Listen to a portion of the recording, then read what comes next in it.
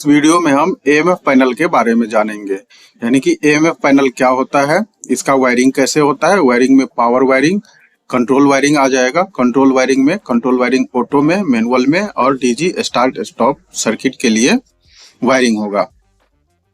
AMF panel का full form automatic mains failure. AMF panel क्या होता है? डीजी और मेन सप्लाई के लिए एएमएफ पैनल एक विद्युत यंत्र प्रणाली है जो मेन सप्लाई से आने वाली बिजली की निगरानी करती है। जब इसे बिजली आपूर्ति यानी कि मेन सप्लाई में रुकावट का एहसास होता है तो यह बिना किसी व्यवधान के बिजली चालू रखने के लिए बैकअप के रूप में रखे गए जनरेटर पर स्वचालित रूप से स्विच कर देता है। ये काम एएमएफ पैनल का है। यानी कि एएमएफ पैनल डीजी के लिए जो बनाया जाता है वो ईबी और डीजी दोनों सप्लाई का मॉनिटर करता है। जब उस एएमएफ पैनल में ईबी सप्लाई रहेगा तो वो लोड ईबी पे शिफ्ट कर देगा और जैसे ही ईबी सप्लाई फेल होगा एएमएफ पैनल डीजी को ऑटोमेटिक स्टार्ट कर देगा और जो आपके घर, ऑफिस या इंडस्ट्री का लोड है उसको डीजी पे स्विच कर देगा। तो मेन यही काम है एएमएफ पैनल का। एक डीजी के लिए बनाए गए एएमएफ पैनल होता है, उसमें एक मेन सप्लाई और एक डीजी सप्लाई होता है।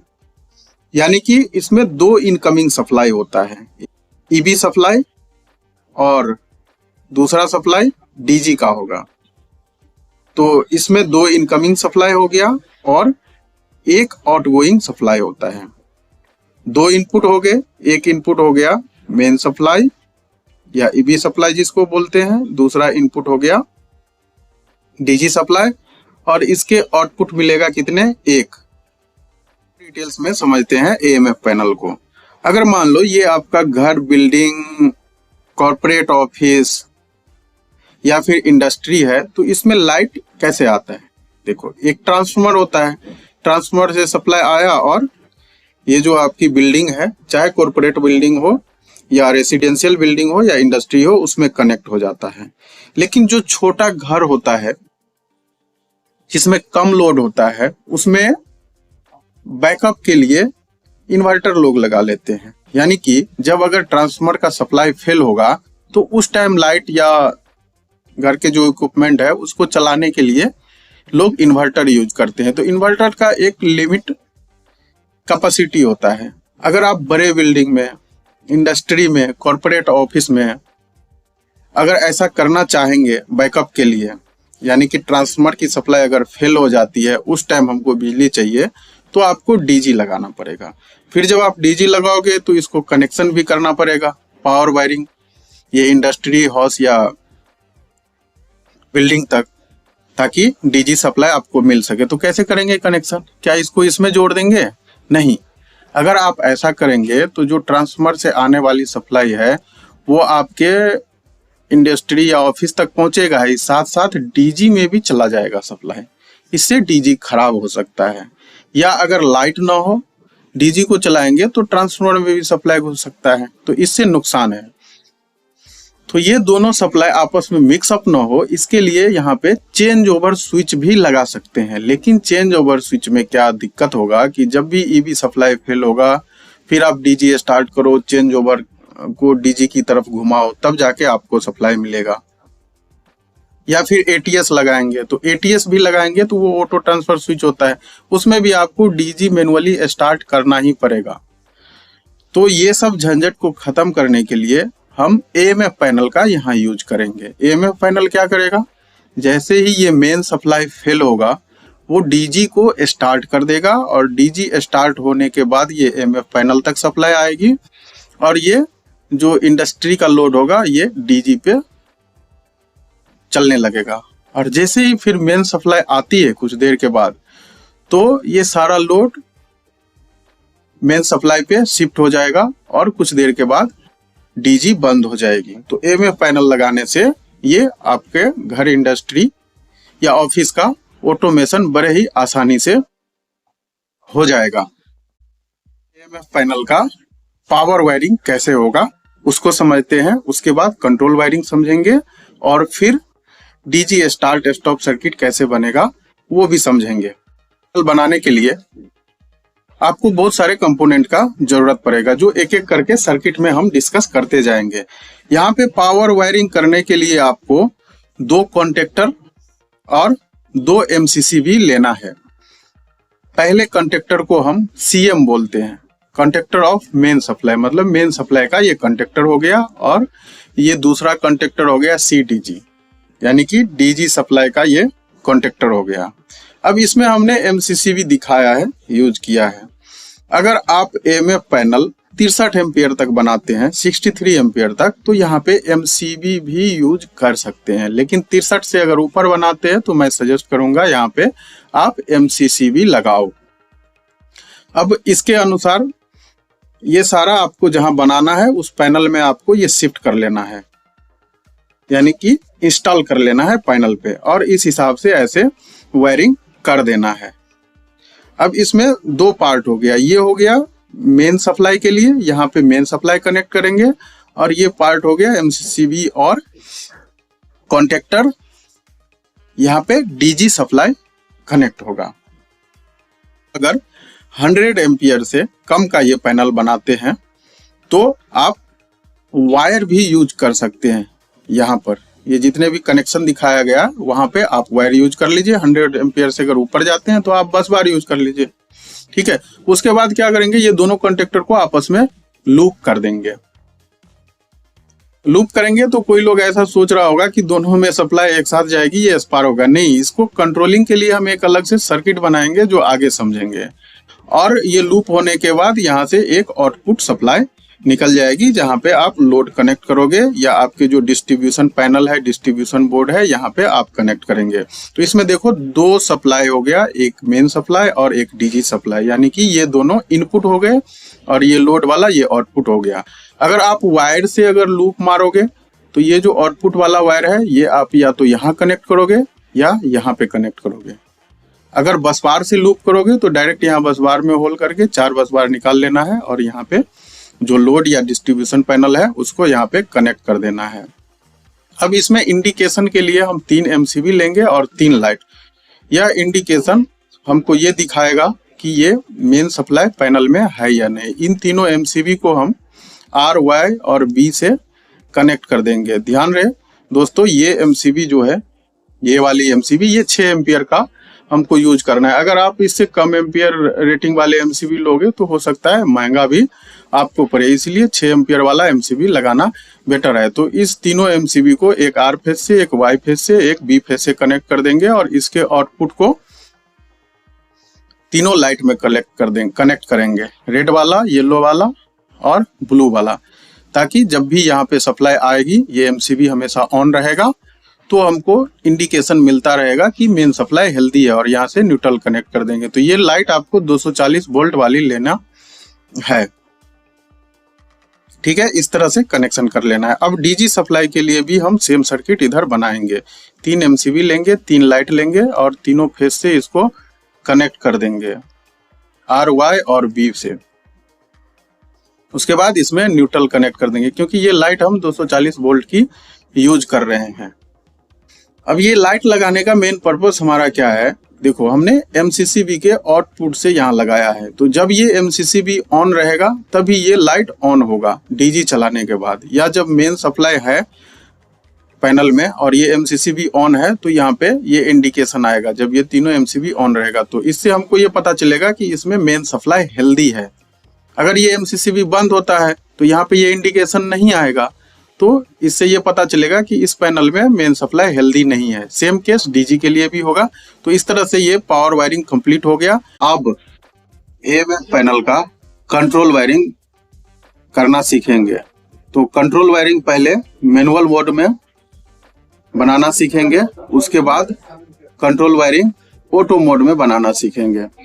2 पुश बटन लेना है, एक ग्रीन कलर का लेंगे, ये ग्रीन कलर का पुश बटन NO ब्लॉक के साथ लेंगे। ये जो पीछे लगा हुआ है इसको ब्लॉक बोलते हैं, ये NO ब्लॉक के साथ लेना है। और red push button NC block के साथ लेना है।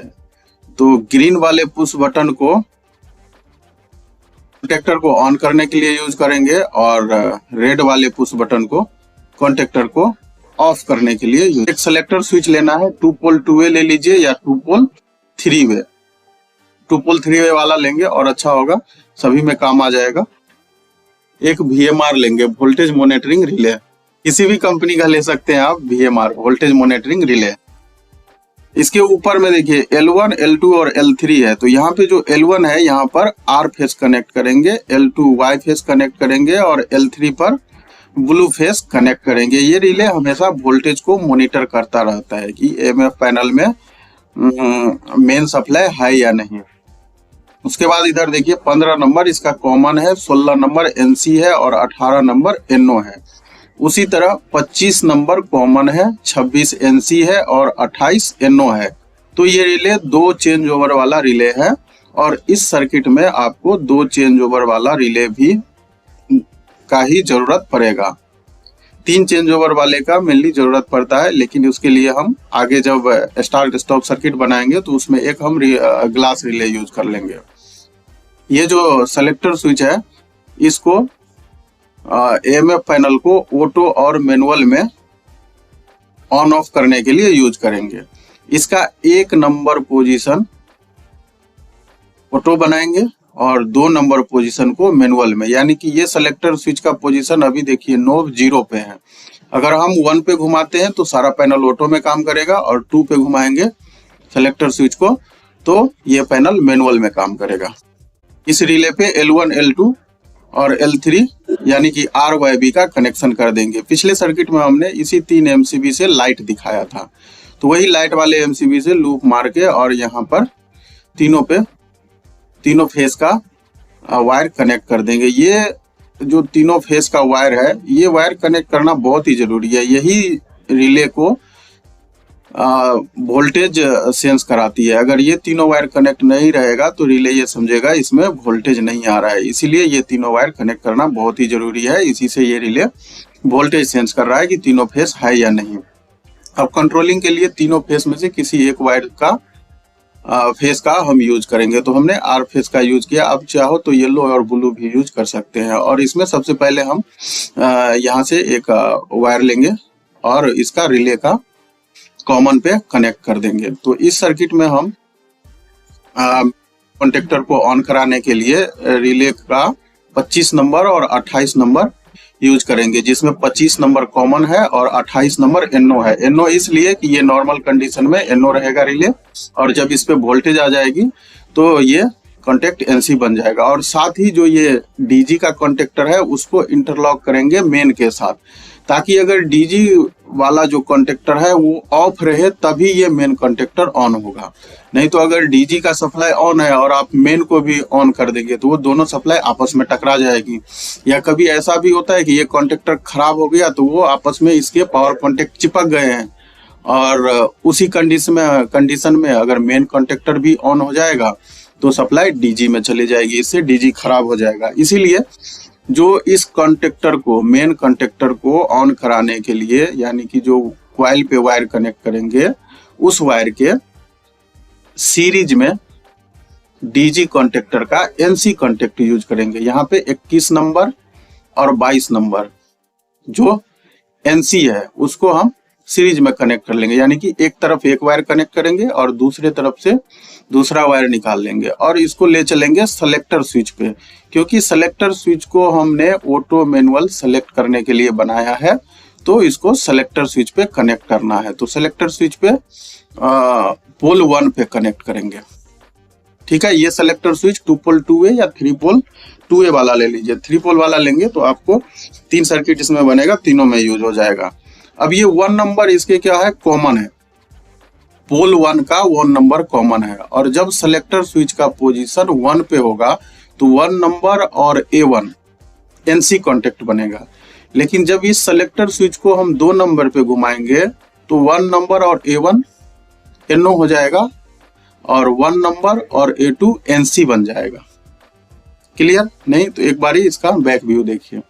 ये 2 पोल 2A वाला सेलेक्टर स्विच है, इसमें 1 और 2 ये 2 पोल है। अगर 3 पोल वाला लेंगे तो 1 2 और एक और पोल होगा 3।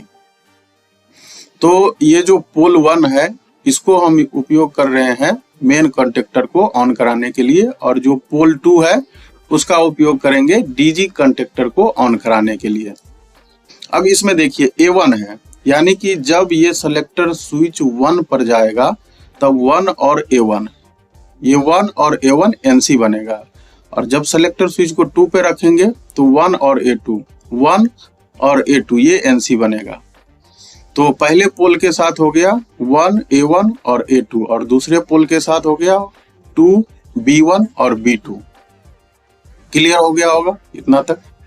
तो हम पहले मैनुअल वाला सर्किट बना रहे हैं, तो इसको A2 पे वायर कनेक्ट करके और जो स्टॉप पुश बटन है रेड वाला उसके ब्लॉक पे एक तरफ कनेक्ट करेंगे, दूसरे तरफ से वायर निकाल के और स्टार्ट वाला यानी कि ग्रीन पुश बटन के ब्लॉक पे कनेक्ट करेंगे। ये ब्लॉक NO ब्लॉक लेना है तभी ये काम करेगा। और उसके बाद A1 पे कनेक्ट कर देंगे, और यहाँ पे जब न्यूट्रल करंट करेंगे और इस पुश बटन को प्रेस करेंगे तो ये कॉन्टेक्टर ऑन हो जाएगा। लेकिन जैसे ही इसको हम छोड़ देते हैं ना पुश बटन को दबा के, तो कॉन्टेक्टर ये ऑफ हो जाएगा। इसलिए इसमें होल्डिंग कॉन्टेक्ट डालना है। तो होल्डिंग कॉन्टेक्ट इसका मेन कॉन्टेक्टर का जो NO कॉन्टेक्ट है उसको स्टार्ट पुश बटन के पैरेलल में कनेक्ट कर देंगे, तो वो इसके होल्डिंग कॉन्टेक्ट हो गया। इस तरह से ये मेन कॉन्टेक्टर को मैनुअल में ऑन कराने के लिए ये सर्किट हो गया। अब DG वाले कॉन्टेक्टर को मैनुअल में ऑन कराने के लिए एक सिंगल पोल का MCB लेंगे और ये 2 पुश बटन लेंगे, एक स्टार्ट का काम करेगा और दूसरा रेड वाला स्टॉप का। अब इसमें हम ब्लू फेस से कनेक्ट कर रहे हैं। सर्किट में अलग अलग दिखे इसलिए किए हैं, आप चाहो तो सेम कलर का भी वायर यूज कर सकते हो। और इसको भी क्या करेंगे, इंटरलॉक करेंगे मेन कॉन्टेक्टर के साथ, यानी कि जो मेन कॉन्टेक्टर है उसके NC को DG कॉन्टेक्टर का जो कॉइल वाला वायर होगा, कॉइल में जो वायर कनेक्टेड है उसको सीरीज में ले लेंगे। तो ये हमेशा ध्यान रखें कि जो हम इंटरलॉक कर रहे हैं वो NC कॉन्टेक्ट लेके कर रहे हैं। NC कॉन्टेक्ट इसलिए ले रहे हैं ताकि ये कॉन्टेक्टर जब ऑन होगा तो ये NC अगर रहेगा तो NO बन जाएगा, और NO बनेगा तो इसके आगे सप्लाई पास नहीं करेगी। मान लो मेन कॉन्टेक्टर ऑन है और पावर फेल हो गई, लेकिन वो कॉन्टेक्टर का जो पावर कॉन्टेक्ट है वो किसी कारणवश आपस में चिपक गया तो ये जो NC होगा वो NO बना रहेगा। तो सप्लाई अगर फेल भी हो गया मेन सप्लाई तो DG वाला कॉन्टेक्टर ऑन नहीं होगा। अगर हम NO यूज करेंगे और ये कॉन्टेक्टर चिपका रहेगा तो वो NC बन जाएगा। उस केस में ये DG का कॉन्टेक्टर ऑन तो हो जाएगा लेकिन रिटर्न सप्लाई ट्रांसफार्मर को चली जाएगी। इसीलिए यहाँ पे हम NC लेते हैं ताकि ये कॉन्टेक्टर ऑफ हो, तब सप्लाई आगे बढ़ेगी। तो जब NC यूज करेंगे तो यहाँ से सप्लाई आगे बढ़ेगी और इसको सेलेक्टर स्विच पे कनेक्ट करेंगे। सेलेक्टर स्विच पे इसलिए कनेक्ट करेंगे ताकि सेलेक्टर स्विच से हम सेलेक्ट कर सके कि ऑटो या मैनुअल में पैनल को ऑन करना है। उसके बाद पीछे जैसे हमने डिस्कस किया था, इसका 2 नंबर पोल हम DG कॉन्टेक्टर को ऑन करने के लिए यूज कर रहे हैं, और जो 2 नंबर पोजीशन है इसका वो मैनुअल है। तो मैनुअल सर्किट बना रहे हैं इसलिए हम V2 लेंगे। फिर इधर स्टार्ट और स्टॉप पुश बटन है, तो पहले हम स्टॉप पुश बटन पे कनेक्ट करेंगे। इसका ब्लॉक जो है स्टॉप वाले का NC रहेगा, रेड वाले का, और जो ग्रीन वाला है उसका ब्लॉक NO रहेगा। तो जो ग्रीन वाला पुश बटन है उसको कॉन्टेक्टर को ऑन कराने के लिए यूज करेंगे, और यहाँ से वायर A1 पे कनेक्ट कर देंगे। उसके बाद इसमें होल्डिंग कॉन्टेक्ट डालेंगे। ठीक है, तो होल्डिंग कॉन्टेक्ट के लिए तो हमने डिस्कस किया है कि जिस कॉन्टेक्टर को हम होल्ड करा रहे हैं उसका NO कॉन्टेक्ट उठा के और स्टार्ट पुश बटन के पैरेलल में डाल देंगे। उसके बाद सभी जगह कॉन्टेक्टर पे हम न्यूट्रल कनेक्ट कर देंगे। तो इस तरह से पूरा सर्किट कंप्लीट हो गया। उसके बाद देखो ये मार्किंग करने की क्यों जरूरत है, क्योंकि ये पुश बटन, ये सेलेक्टर स्विच, ये सभी जहां जो पैनल में आप ये बनाओगे उसके डोर पे कनेक्ट रहेगा, बाकी ये कॉन्टेक्टर MCB ये सब अंदर रहेगा। इसलिए ये लीजेंट लगाना या मार्किंग करना जरूरी है ताकि पता चल पाए कि कौन सा पुश बटन हमारा मेन कॉन्टेक्टर ऑन कराने के लिए है और कौन सा पुश बटन DG वाला ऑन कराने के लिए है।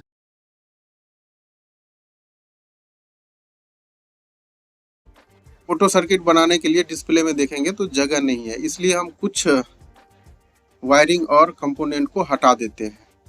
तो आपने जो सर्किट अभी तक सीख लिया है या आपने पैनल में बनाया होगा उसमें से वायरिंग नहीं हटाना है। बस ये जो डिस्प्ले दिख रहा है इसमें हमें ऑटो सर्किट बनाना है, तो इसमें जगह कम है, अगर इसी में बनाएंगे तो वो अच्छे तरीके से नहीं दिखेगा। इस दोनों को ऑन ऑफ करने के लिए हम मैनुअल सर्किट बनाए थे, तो उसमें दोनों कॉन्टेक्टर को, मैनुअल कॉन्टेक्टर को और डीजी वाले कॉन्टेक्टर को इंटरलॉक किया था।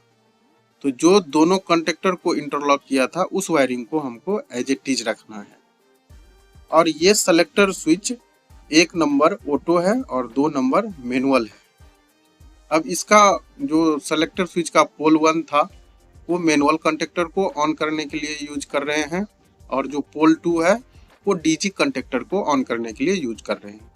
और ये रिले है, ये सारा मॉनिटरिंग करता है। ये रिले, इसको VMR भी बोलते हैं, जैसा कि पीछे हमने चर्चा किया था। अब इसका वायरिंग शुरू करते हैं। तो यहाँ से B1 से हम लेंगे, क्योंकि जो इसका पोल था वो डीजी कॉन्टेक्टर को ऑन करने के लिए हम यूज कर रहे हैं। तो जो B वाला है ये दूसरा पोल है, तो दूसरे पोल के B1 से हम लेंगे, क्योंकि B2 ऑलरेडी हम मैनुअल ऑन करने के लिए यूज कर चुके हैं। तो B1 वाला जो होगा कॉन्टेक्ट सेलेक्टर स्विच के बैक साइड में, वहां से वायर लेंगे और इस रिले के 15 नंबर कॉन्टेक्ट को यूज करेंगे, क्योंकि हमने 25, 26 और 28 वाला पेयर यूज कर लिया है रिले का, और 15, 16, 18 जो दूसरा चेंज ओवर है उसके 16 नंबर से लेंगे, यानी कि रिले का NC से वायर उठा के डीजी के कॉन्टेक्टर पे कनेक्ट कर देंगे। जब लाइट फेल होगा, यानी कि EB सप्लाई या मेन सप्लाई फेल होगा, तो ये रिले अनहेल्दी हो जाएगा। तो यहाँ का कॉन्टेक्ट जो है वो NC बन जाएगा।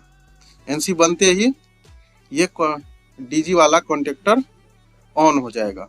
ये कैसे होगा? जैसे ही डीजी चालू होगा ये सप्लाई इधर से ऐसे आएगी, MCB ये सिंगल पोल ऑन रहेगा। ये ऐसे करते हुए इंटरलॉकिंग सर्किट होते हुए ये मेन कॉन्टेक्टर तक जाएगा। ये जो मेन कॉन्टेक्टर है ये ऑफ रहेगा, ये NC बनेगा, यहाँ से सप्लाई आगे बढ़ेगी और यहाँ होते हुए ये सेलेक्टर स्विच पे रहेगा। सेलेक्टर स्विच पे आएगा पोल 2 पे, इसको हमने 1 पे सेलेक्ट पहले से ही किया रहेगा ताकि ये हमारा पैनल ऑटो में काम करे। फिर यहाँ से सप्लाई जाएगा ये रिले पे, रिले अनहेल्दी है, ये कॉन्टेक्ट NC है, तो NC है तो ये सप्लाई आगे बढ़ेगा और डीजी वाला कॉन्टेक्टर को ऑन कर देगा और सारा लोड डीजी पे ट्रांसफर हो जाएगा।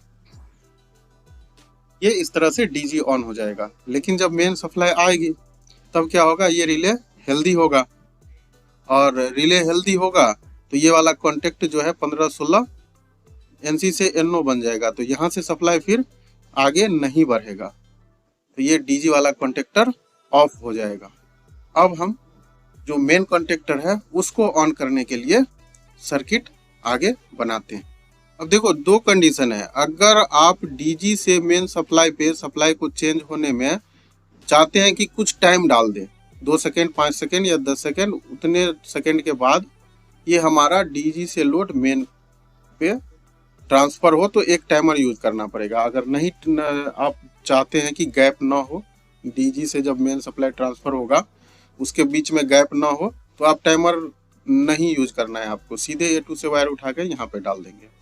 तो हम ये सर्किट आपको जो डिले वाला बता देते हैं कि डीजी से मेन पे जब चेंज ओवर होगा तो उसमें कुछ डिले डालना है, तो उसके लिए आपको ये ऑन डिले टाइमर यूज करना है। ऑन डिले टाइमर के बारे में समझिए। इसमें जो A1 और A2 है, यहाँ पे जो A2 और यहाँ पे A1 है, ये इसके क्वाइल हैं, और इसके 15 नंबर कॉमन है, 16 NC और 18 NO। तो हम 15 नंबर यूज करेंगे और 18 नंबर यूज करेंगे ये टाइमर का कॉन्टेक्ट। 15, 18 हम इसलिए यूज करेंगे ताकि हम डिले दे पाए। जो हमारा मेन कॉन्टेक्टर है जब डीजी से ट्रांसफर हो मेन पे, तो कुछ देर के बाद वो ऑन हो, इसलिए हम ऑन डिले टाइमर यूज करेंगे और इसका NO कॉन्टेक्ट यूज करेंगे। तो ये interlocking circuit as it is रहेगा। और पहले हम क्या करेंगे, सेलेक्टर स्विच के जो पोल 1 है उसके जो A1 पॉइंट है वहां से हम टाइमर पे जोड़ेंगे। A1 से क्यों? क्योंकि जो हमारा पोजीशन 1 था, पोल 1, वो पोल 1 हम मेन कॉन्टेक्टर को ऑन कराने के लिए उपयोग कर रहे हैं, इसीलिए A1 से हम सप्लाई जोड़ देंगे टाइमर के क्वाइल पे। टाइमर के क्वाइल A1, A2 किसी पे भी जोड़ सकते हैं, और वहाँ से टाइमर के कॉन्टेक्ट 18 पे जोड़ेंगे, क्योंकि 15 और 18 इसमें NO है, और NO हम यूज कर रहे हैं डिले देने के लिए। तो 18 पे हम लूप करेंगे और 15 नंबर से वायर निकाल के कॉन्टेक्टर के कॉइल पे जोड़ देंगे और इसमें टाइमर पे न्यूट्रल भी कनेक्ट कर देंगे। अब क्या होगा, जब ये ऑटो में रहेगा, मेन सप्लाई आएगा, डीजी कॉन्टेक्टर ऑफ हो जाएगा। ऑफ होते ही ये सप्लाई इधर से ऐसे चलेगा, रिले पे आएगी 25 नंबर पे, और जब रिले हेल्दी हो जाएगा तो ये इसके एनो कॉन्टेक्ट एनसी बनेगा, फिर इसके आगे सप्लाई ऐसे चलेगी, फिर ये आएगा आपका डीजी वाले कॉन्टेक्टर पे। अब जब ये ऑफ रहेगा तो ये कॉन्टेक्ट एनसी बनेगा, तभी ये आगे बढ़ेगा।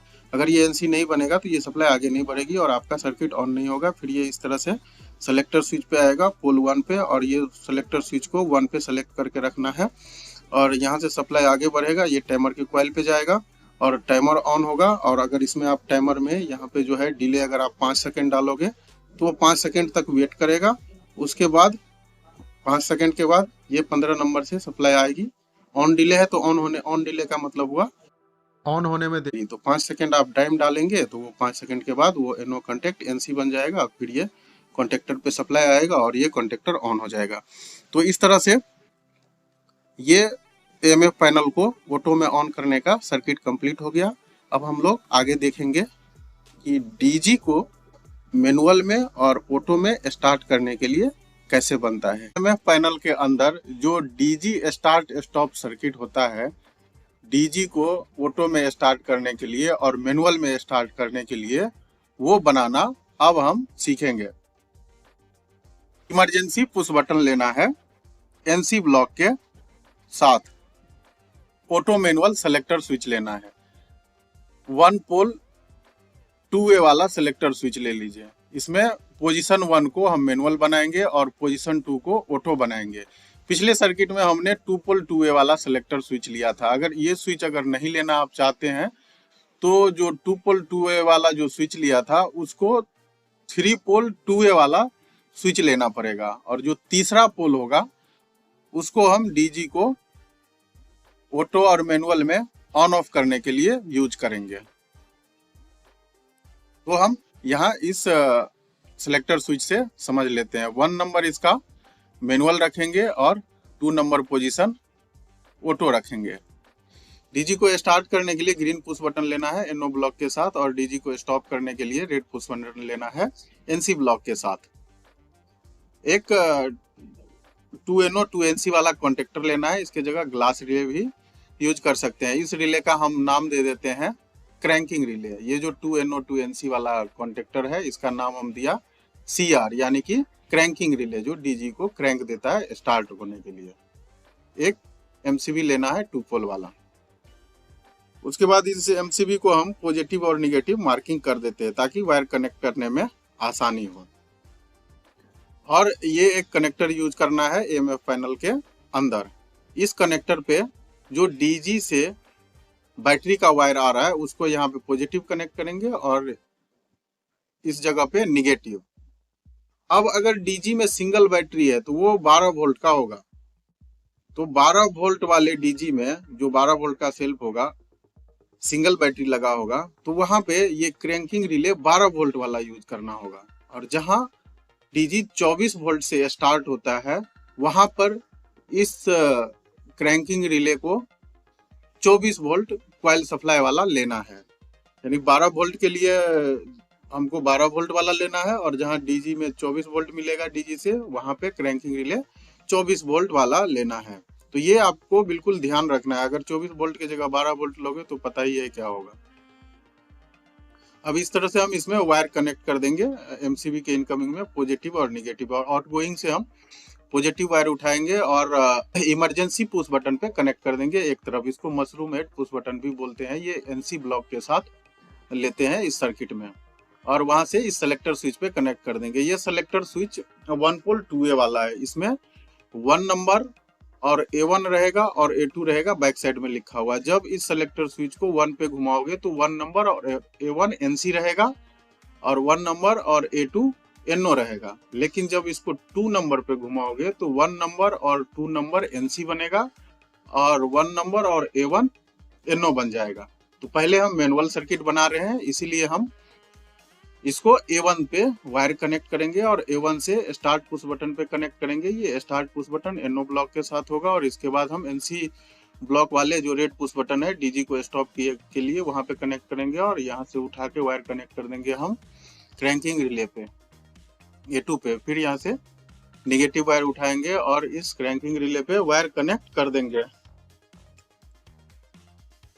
अब आपको ये ध्यान रखना है कि जब भी आप इस रिले को कनेक्ट करते हैं पॉजिटिव और निगेटिव, तो ये बिल्कुल ध्यान रखना है कि पॉजिटिव जिस रिले में जिस टर्मिनल पे दिखाया है वहीं पे पॉजिटिव कनेक्ट करना है और जिधर निगेटिव दिखा रहा है उधर निगेटिव कनेक्ट करना है।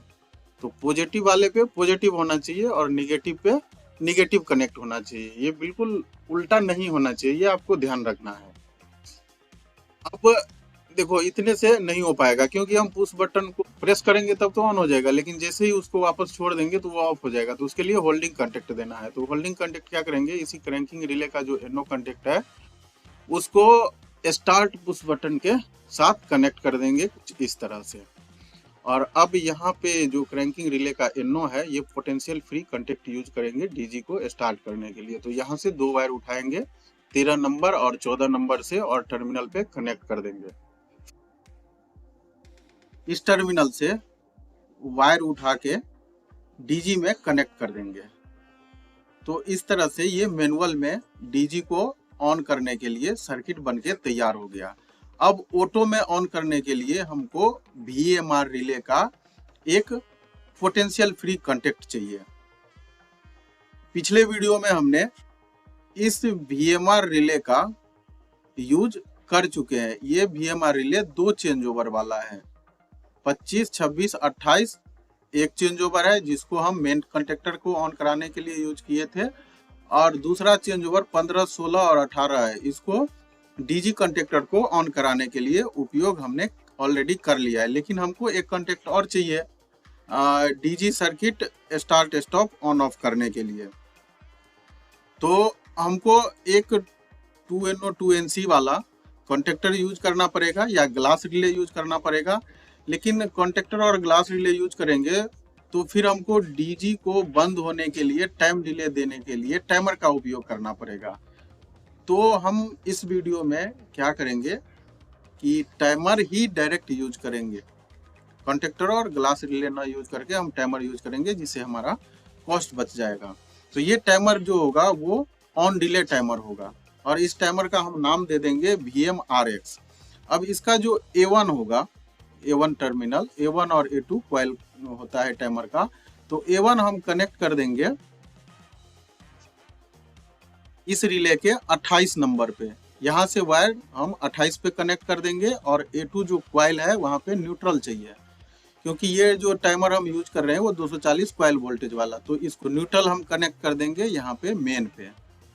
तो इस टाइमर को फेस मिल जाएगा इस रिले के 28 नंबर से।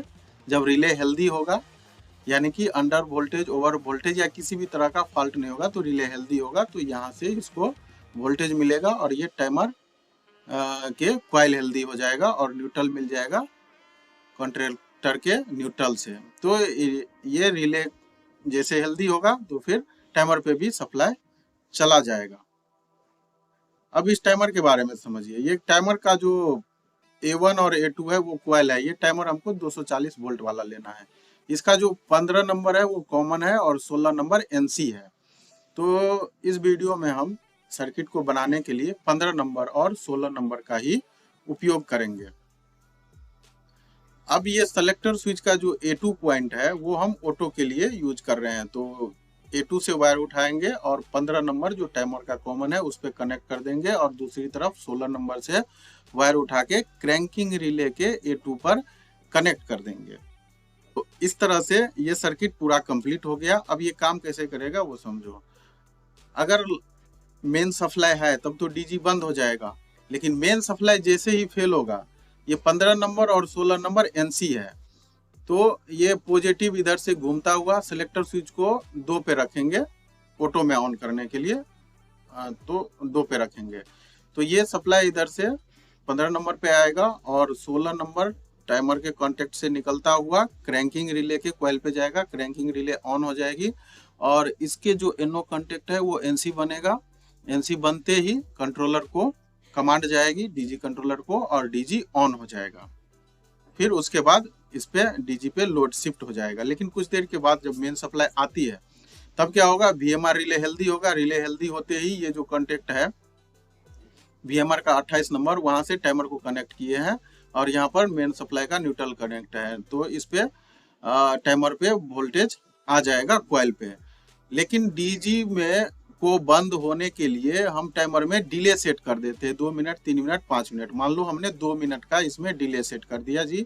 जब चेंज ओवर हो जाएगा DG से मेन सप्लाई पे, उसके 2 मिनट बाद DG बंद होना चाहिए। तो यहाँ पे हम 2 मिनट का टाइमिंग सेट कर देंगे। तो जब कॉइल पे सप्लाई आ जाएगा उसके बाद वो 2 मिनट काउंटिंग शुरू होगा और 2 मिनट काउंटिंग जैसे ही खत्म हो जाएगा, टाइमर का टाइम 2 मिनट, तो ये 15 नंबर जो NC था वो NO बन जाएगा। और जैसे ही NO बनेगा तो फिर ये 15 नंबर से सप्लाई आगे नहीं मिलेगी। अब जब सप्लाई ही नहीं मिलेगा तो ये क्रैंकिंग रिले ऑफ हो जाएगा और क्रैंकिंग रिले ऑफ होगा, DG बंद हो जाएगा। इस तरह से ये पूरा सर्किट DG को ऑन ऑफ करने के लिए ऑटो और मैनुअल में कंप्लीट हो गया। अब आप अगर कमेंट करते हो तो DG का जो KWH मीटर होता है जो AMF पैनल में चलता रहता है, KWH काउंट करता है, तो मैं उसका वीडियो भी आगे बना दूंगा। बाकी अब इसके बैटरी सर्किट बचा हुआ है वो आगे समझेंगे। तो अगर वीडियो पसंद आया हो तो लाइक जरूर करें। अगर हमारे चैनल को सब्सक्राइब नहीं किया है तो प्लीज हमारे चैनल को सब्सक्राइब जरूर करें।